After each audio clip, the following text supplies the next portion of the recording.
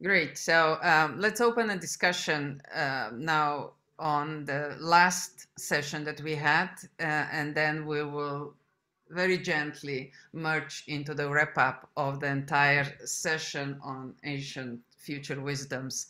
5 sessions, 5 continents, very deep insights into different ancient wisdoms and the way how we understand them today and the meaning of their messages for today's world. But first, any comments, questions that you might have? And Sonia, of course, you and Manica are equally welcome. Well, I can share how touched I was when you played on our instrument, 𝐂𝐨𝐧𝐧𝐞. It really summons the spirit of this European wisdom, and it's this intimacy of our relationship that is losing in our space, in our languages, and really bringing us back to the roots and connecting us to this pillar of light that we are. So yes, this is some conclusion that vibrates in me right now. So thank you. Thank you, Manica. But I do have a question for 𝐬𝐸𝐸. 𝐬𝐸𝐸, we've known each other for a long time, and one of the very important, inspiring moments that we've had in some of our joint discussions was also this understanding about different types of languages, some that are man-made languages, some that have evolved, and some that are process, and some that are object languages. Could you just share a few thoughts about that with us as well? Because I think that that is also extremely important to understand the relationship between different languages and consequently different nations as well.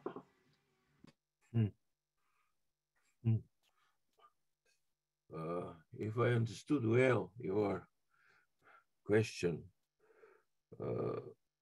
you talk about languages as about different way of communicating among people.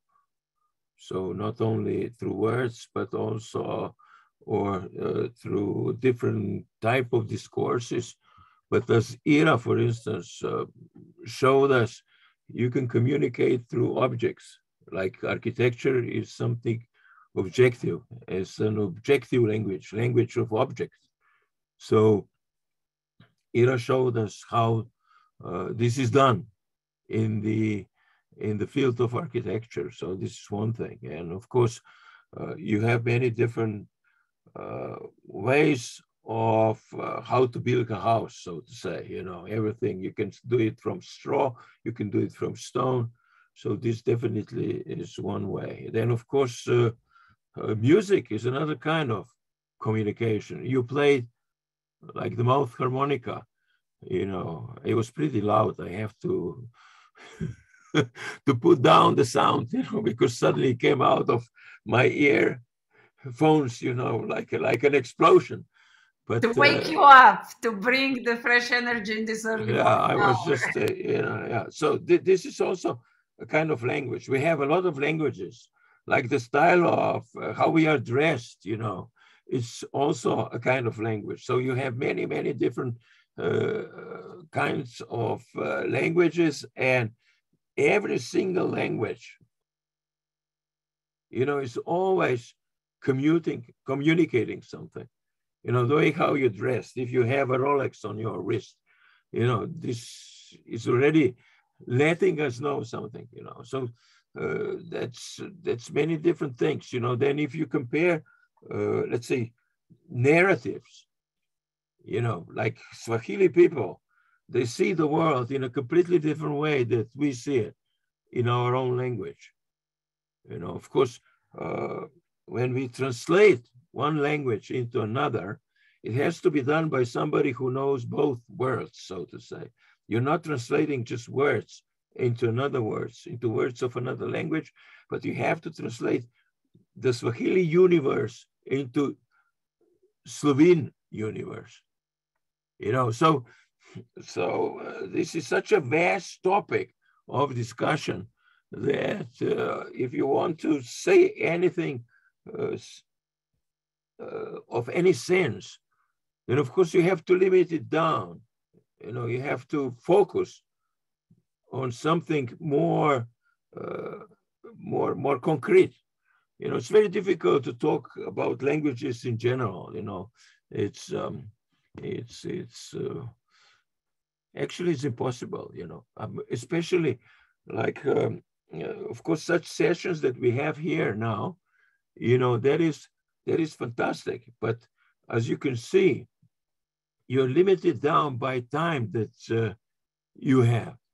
And this limitation of time at the same time means that you just start talking about something that you cannot tell, you know, because you already cut down by, you know, your 10 minutes is gone. So this is also kind of message, kind of language, you know, the way how such a session is structured, it also tells something. It tells a lot. If you start thinking more about that, you know, you pretty soon come down to an incredible network of meanings and experiences, because language is not only meanings. Language is a living organism. Language is a living experience. You know, language is like electricity. You know, somebody talks about something, and then it's like you got the shock of electricity, you know. You don't even listen to what it tells. You just vibrates because there's such an energy in this language, you know. And that this happens very often when you listen to a poem or to a song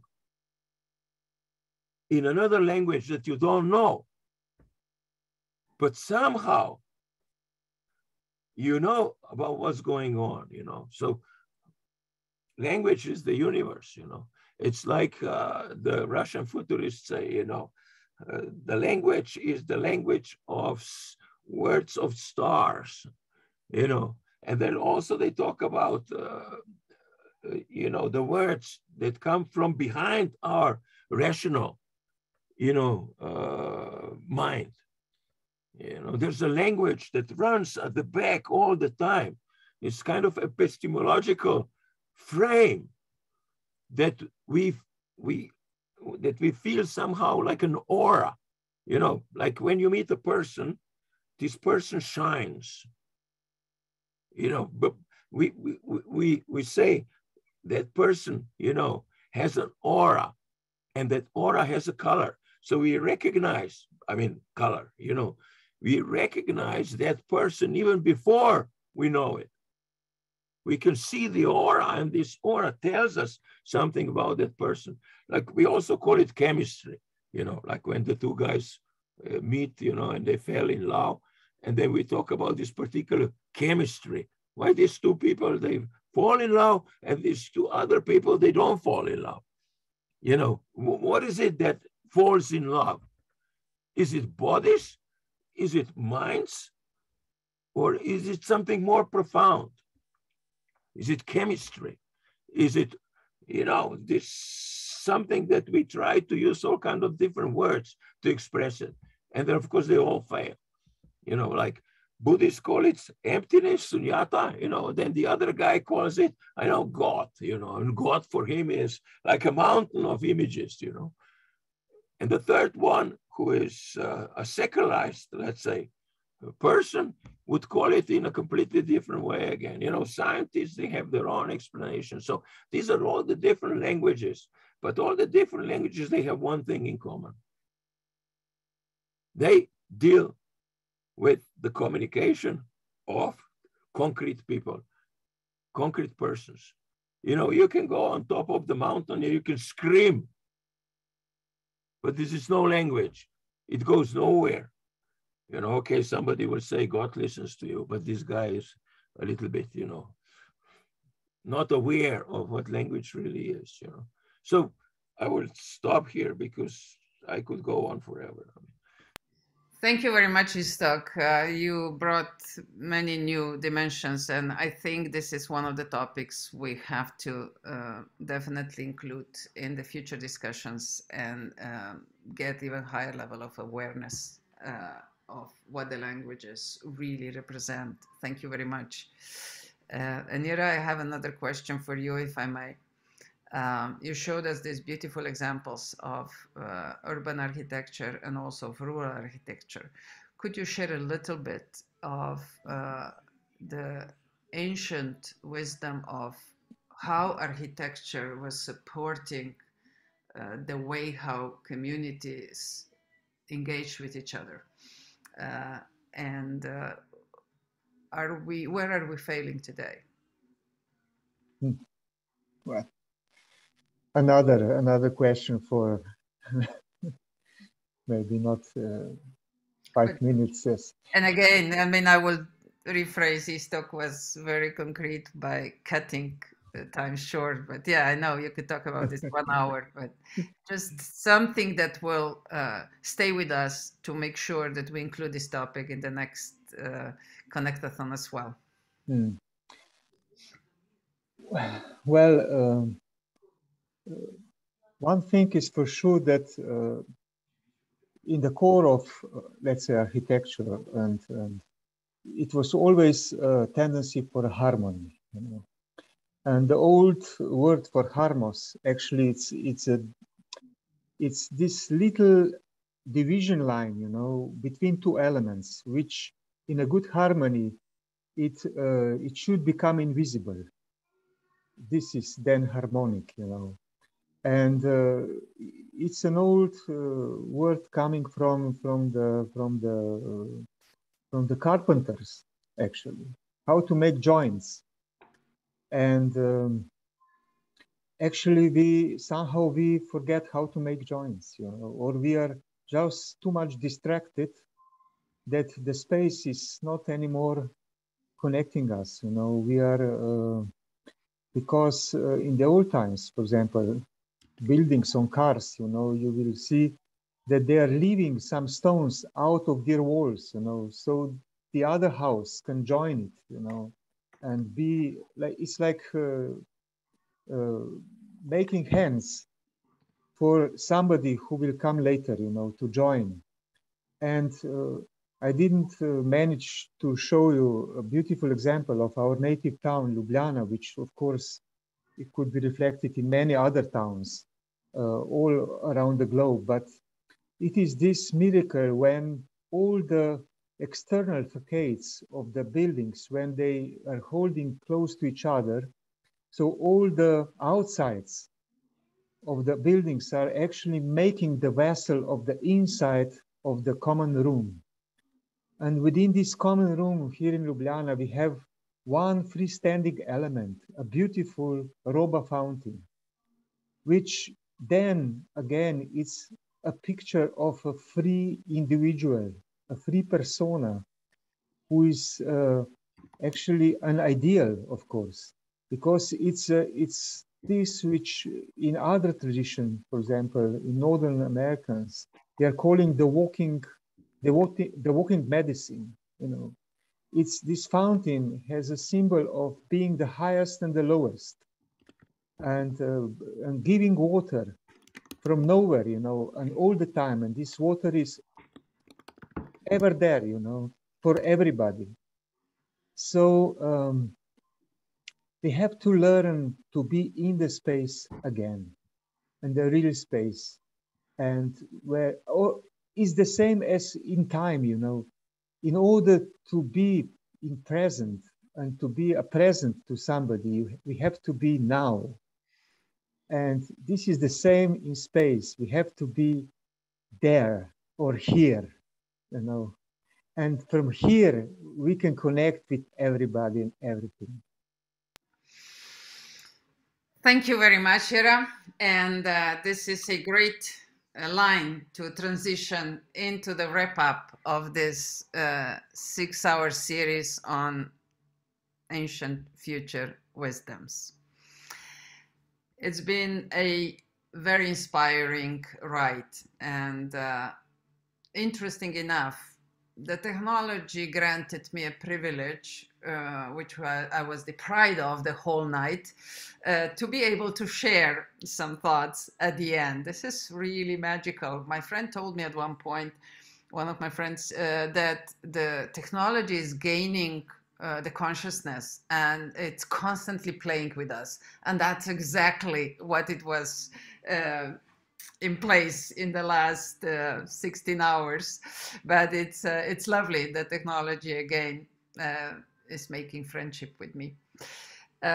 Anyway, my dear colleagues, my dear friends, it's really, really hard to express the incredible experience that we were able to go through while traveling through all continents and just briefly touching into some essential topics that our distinguished speakers were able to address, connecting cross-civilizational wisdoms with today's practices and searching for some answers in the past, how we can address our challenges of today and the future.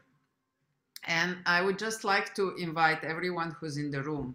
I'll just take a few minutes to walk you through, but I know that you were around at different sessions, and I will be calling upon you to share your experiences of those particular sessions. And of course, if there is nobody else, Ramit and I were everywhere, so we will jump in, but I hope some of you will join us as well. So we started with a really, really strong message from Africa. It was amazing to see how, where do the core elements of humanity come from.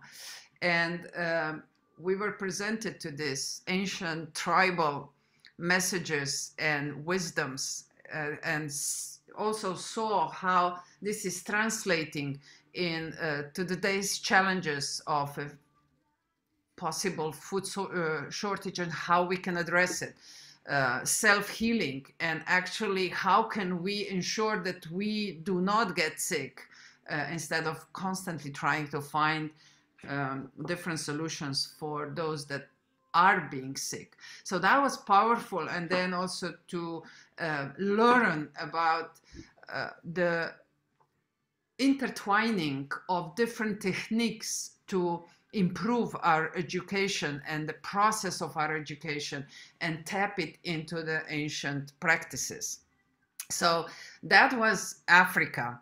And of course, I'm just saying a couple of dry words, but the true experience was very deep. So we will share the wisdom of Africa in the separate video and on social media and YouTube channel. But still, is there anybody in the room who was present in the first session yesterday at 8 o'clock in the evening, Central European time, and would be willing to share some thoughts with us?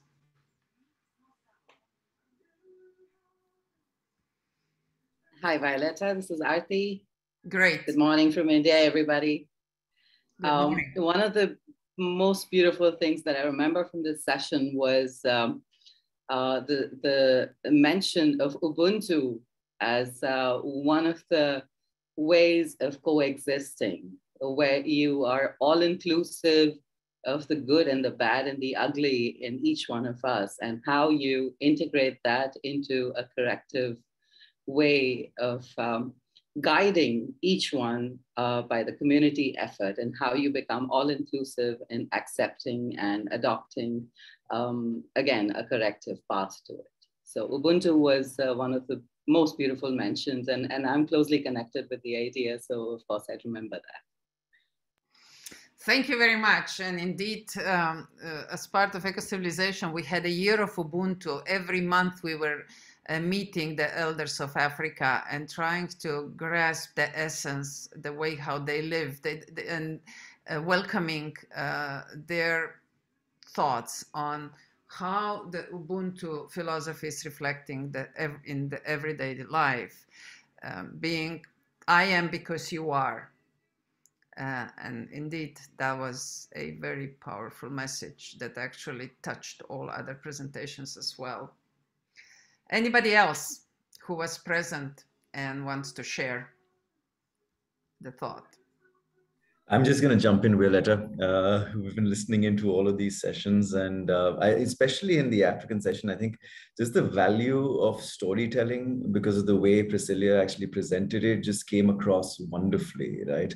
Because all these stories are passed on from generation to generation. They are part of our heritage. And for us to keep them alive, for us to make sure that everyone realizes their relevance, but they always remain relevant in some way or the other, because they are so simple that irrespective of whether we are 200 years ago or we are today, there will be somewhere or the other we'll be able to relate with them and find meaning within those stories for ourselves. And I think just the way Priscilla did that in the first session was beautiful. And she sets also a sort of a model for us to be able to do more of spreading our ancient wisdom, because this tool that she used to do that for us was brilliant. And the story of the hare and baboon, for those of you who missed it, do hear it in the recording when it'll be up. I don't want to reveal too much of it for those who weren't here, but it's definitely something that you should listen into. But yeah, I just the way she did it was absolutely beautiful, Violeta. Thank you very much, Ramit, for sharing your experience. And that just reminded me that this kind of storytelling is also pointing us to our common roots of humanity, because the topic that she's addressing in her storytelling, you could see in fairy tales and stories all over the world. Again, that is something that is awakening in us, this common spirit that we probably all belong to. So thank you for sharing your thoughts. If there is somebody else who wants to share, please. Otherwise, I will move on. Okay, then the next session was the session on ancient future wisdoms of Americas. That was also very surprising, full of twists and different wisdoms from Bolivia to Argentina to Canada. And we had some really great stories. We saw some very good objects that represent the ancient wisdoms, and they are still used in today's life and have a similar impact, like mate tea, which is really used in all kinds of connections and relationships, just to start the relationship. We also learned about this awakened relationship with all tribes, and listening, tapping into their wisdom and bringing them forward. But certainly I'd like to invite, if there was anybody who was present at that session and it's today with us, please come forward.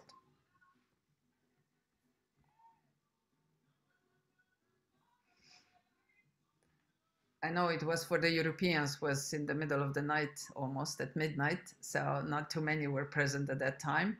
But if there is anybody who wants to share the thought, please go ahead. If not, I'll just point out a couple of things that, again, are weaving this common ground floor for us to build on. For example, it was with us from Bolivia, it was shared the power of a sweat lodge and the purpose of the sweat lodge. And interesting enough, if you think, there are so many different ways of using water in all different forms for cleansing, for bringing a fresh, newborn spirit back to life. And again, this is an incredible connecting point that it's manifested in different ways around the world, but with the same purpose. Then we were listening about the importance of rivers and water and the way how they relate to them in Canada.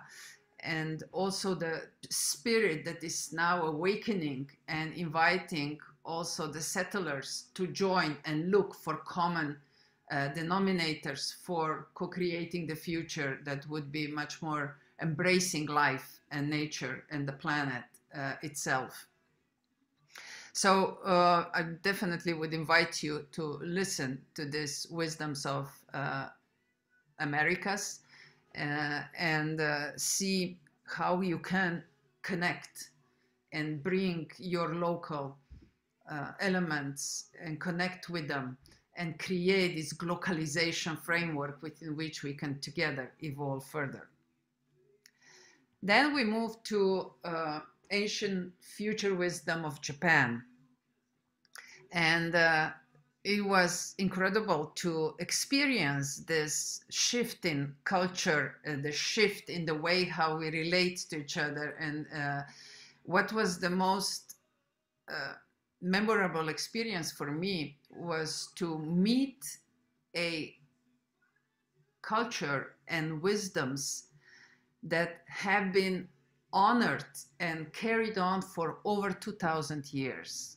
Japan is probably one of the rare communities that has this continuation for over 2,000 years of sharing, learning, and building on the past experiences. And it was so beautifully shared by our host and speakers. And we talked about the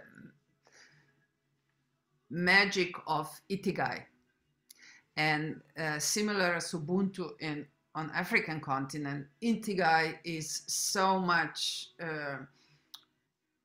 in the way how Japanese culture is expressed. It is so revealing to us to tap into these old ancient wisdoms that are so much alive into day-to-day life, and they are impacting the behavior of people, the architecture, the way how they relate to the world. And I'm certainly inviting you to come and re-listen to this lecture when it's published again. Do we have anyone who was present at this session and it's also with us today? So I'm just going to jump in again. And of course, if anyone else wants to as well, please feel free. But I think we spoke about Ikigai, we spoke about so many other things during the session. But the one thing that really stood out for me was the whole idea that work and working is also an essential part of our lives. It is not, it's not something that we do to live our lives in the time when we're not working, right? And the moment we recognize that, I think it's just become so much easier and so much happier to live every minute of our lives, because then everything is you enjoying your life, because your work is also something that you have a responsibility towards, you're accountable towards, and so on and so forth. Because I always find it very a little bit amusing when people do also talk about the fact that we end up spending majority of our waking day at work, right? Now, even if it's a 24-hour work week or a 27-hour work week, which is aspirational for most parts of the world, it's still a large part of our week that we're spending at work, right? And with the kind of philosophy that we heard from the session and from everyone at the session about how work should be looked at, I think that was a great template for a lot of people across the world to start looking at work in that manner. Because then automatically, even if it's 24 hours, or you work an 80-hour week, or you work a 24-hour week, every minute of that you will start enjoying as well, and have as part of the life that you lead, and it automatically becomes a part of your life. And I think that was it was a small part of that entire session, but that's one part that really stood out for me, that we just need to have happiness in every moment, whether we're working or whether it's our life. And this was a great way of trying to look at things to achieve that. So again, as Violeta did, I'd recommend that all of you also try and listen into the session and find all these tidbits that are there across all of the 6 sessions that we've had, right? These small bits that are very, very useful and will always strike a chord with all of you. So yeah, please do watch. Thank you, Ramit, for sharing that. And you just reminded me that there was quite a discussion, especially in the chat, around not having the concept of retirement. And we all thought, oh, you've been exploited the whole life then. No, no, no, no. That's their philosophy, exactly as you described, Ramit, is that this is continuation. There is no sharp breaks in their lives. And at every stage in your life, you have a meaning. So they don't have this concept that when you get old, you're meaningless.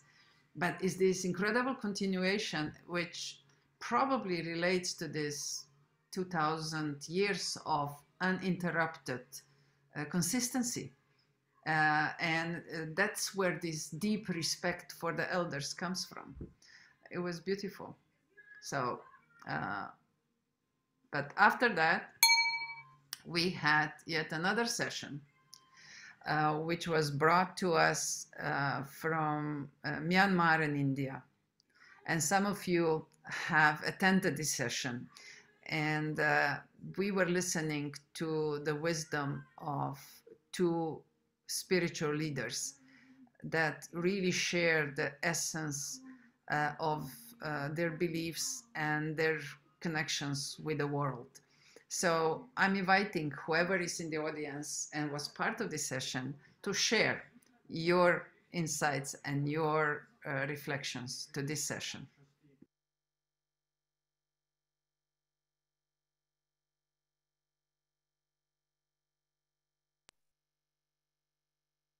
We have Professor Nini with us still. So Professor Nini, do you want to talk to those who weren't there during the session about some of the things that we heard? Yeah, it's okay. Thank you, Ramit. This session actually explained us the value of two religions. One is Buddhism and the other is Hinduism. But it is still valid for today life. Just like Ikigai, we have the benefit of using this wisdom in our daily life, our present day life. So this is the essence of it. Then how Bart, the lady Bhikkhu said, you cannot tell a person who is unconscious that you are unconscious. You see, that is really amazing. And it is very straightforward message that when now we are talking with the converted, you see, but this eco-civilization philosophy has to be conveyed to the new people who can be okay for that, or who will be very angry to hear it, or who will be potential enemy because they don't like what we are doing. So that is the part that she has awakened us. If you go out and reach to the new crowd, beware that the unconscious people do not even know what they are unconscious. And also we cannot talk to them. So this is so rich message for me. And after that, I'm going to make a research on how do we approach those group of people. And the monk, the Buddhist monk, has also give us the Buddhist practices of mindfulness meditation that is so useful for everyday life. Just like, you know, Ramit said just few minutes before, life without retirement. Life without retirement for us is in the paraphrasing that life with no waste of any moment, even if it is a split second. So that is what the Venerable Vivekananda told us as a message and teach us as a practice. So the practice is mindfulness. be mindful of every second. While I'm speaking, I have to be mindful of my words, mindful of how I wanted to be, but at the same time, mindful of the intention. So there, again, a very deep thinking that intention and practice cannot go together. So in the water world where we belong, we have been preaching how to manage water for many, many, many years. However, our water projects are 60% failure, and that is the official record. Why? Because the implementers are human beings, and all these human beings cannot match the good intention with the good practice in a whole. So that was the message from the Venerable. How do we cure is be mindful. Thank you, Ramit. Thank you, Vibeke. Sorry, Violeta. Thank you very much, Nini. This was a great wrap up. So I can move now to the last session that we've had, and many of you have attended it. And as I mentioned before, we've had in all these sessions together with us also people from Art of Hosting community. And I see Fanny is still with us. And maybe Fanny, you can share some of your thoughts about this last session.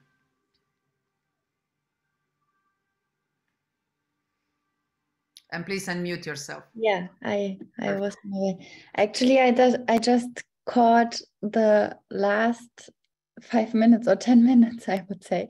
But what was very essential for me in this time was what Daisy said about Anankara and the deep value of connecting in friendship.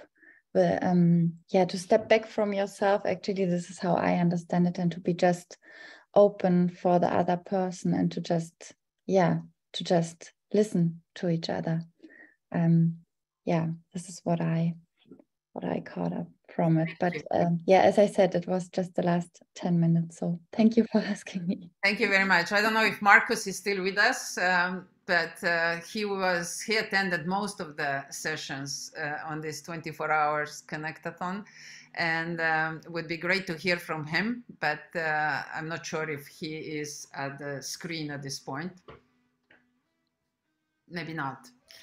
Anyway, in the last session, what was surprising is from Iceland to Slovenia to Scotland, is this real deep understanding of the roots.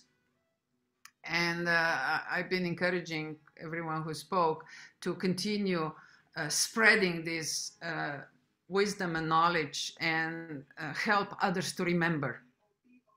I think this is the era, the period in our life when we have to make an effort to remember. There is so much in our genetic history, and especially in Europe, the official history has been rewritten so many times that we have to go back to our genetic memories in order to really understand who we are, and what are our foundations.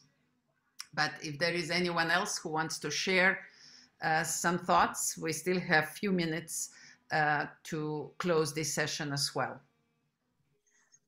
So I would like to share a little bit. I sat through quite a few of them, and it was interesting for me, and maybe some others in here feel very similar, listening to all of the wisdoms, and I think they was all so beautiful.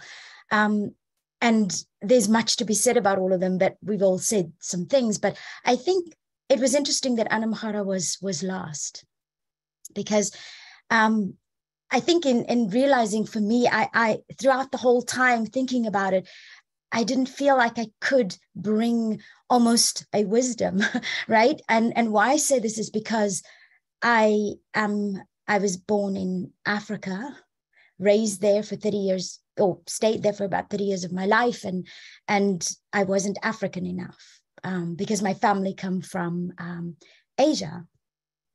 And so I'm not Asian enough because I grew up in Africa. And I've lived for 20 years in Scotland now. So I'm not Scottish enough to bring anything from Scotland. And there's so many people, I think, that we are now in a place where we live in different places, we grew up in different places, we moved, and our genetics are kind of intertwined. And so there's a sense of not belonging. And when I listen to Ubuntu, and when I listen to I think it was in the European sector, we talked about how language and narrative shapes who we are and what we do and how we act with one another. And it was interesting, out of all of these wisdoms, that this Anamhara says, it says that the superficial and functional lies and half-truths of social acquaintance fall away. So with that, it just felt like one of the wisdoms, because there are shadow sides to some of the experience that we have, coming to this place, our journey as a civilization. And so one of the wisdoms I want to take the most away from this is that love for each other, where we can start to open up the borders of what separates us. Because we are living into a new civilization where we've moved across the world and truly see one another as family. Thank you, Verial, for this very thoughtful wrap-up. And indeed, this intertwining will continue, and we will continue to learn and build on each other's wisdoms. So that brings us to an end of the 6-hour series on ancient future wisdoms. I'm very grateful to everyone who contributed to that, and I can only hope we will continue building on what we just shared, and we continue to build the global awareness of humanity. At the end, we are all humans, regardless of the color of our skin and eyes and hair and our shapes. And this kind of sessions, this Connectathon, is just living proof that in the essence, we are very, very similar. And that's what the foundation of the future civilization could possibly be. So let me wrap up this with yet another little song from Slovenia. And just to leave you with a frequency of music that, as Istoc said, is just another language, that it's a powerful language that we can use. This time it's going to be a happy song. And Slovenians love drinking wine and having friends over for dinners and just really party in our vineyard houses. And this is one of the songs from those kind of setups.